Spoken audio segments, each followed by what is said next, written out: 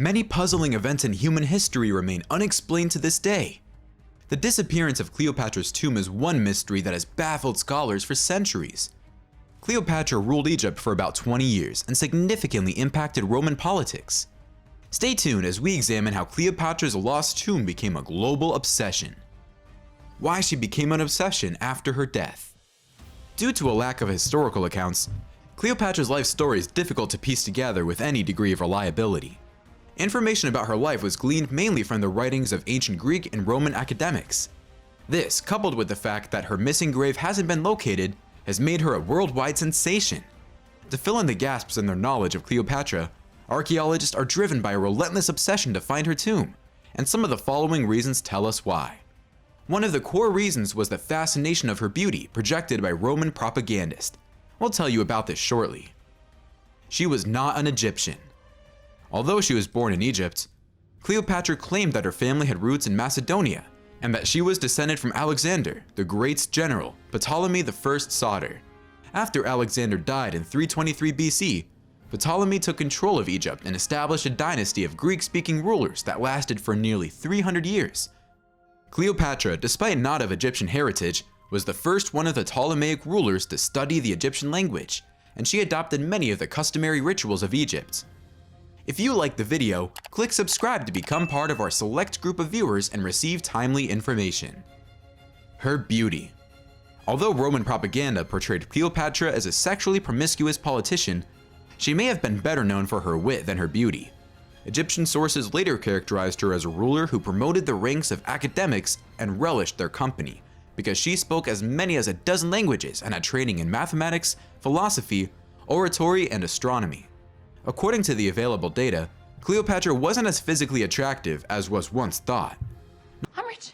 I'm rich! Oh! Not only was she not as beautiful as proclaimed, she loved to draw a lot of attention to herself. Later, we'll talk about her grande entrances and show-off persona. Some historians believe she deliberately represented herself as masculine on coins to symbolize her strength, as she has a wide, hook nose and prominent cheekbones in the images. According to ancient author Plutarch, Cleopatra's beauty was not wholly incomparable, but instead, it was her irresistible charm and melancholy speaking voice that made her so appealing. Murder of her 3 brothers and sisters. As common as family marriage was under the Ptolemies, so too were power grabs and murder plots, both of which Cleopatra and her siblings participated in. After she attempted to seize sole power in Egypt, her brother husband Ptolemy XIII exiled her, and the two later fought each other in a bloody civil war.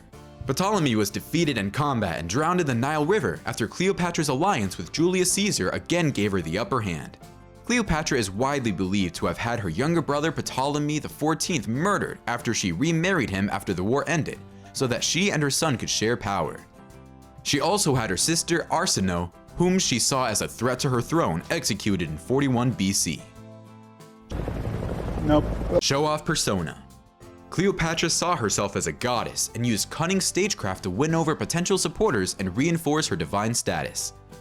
She had a flair for the dramatic, and is, for example, evidenced by her role in the arrival of Julius Caesar in Alexandria in 48 BC, amid her conflict with her brother Ptolemy XIII.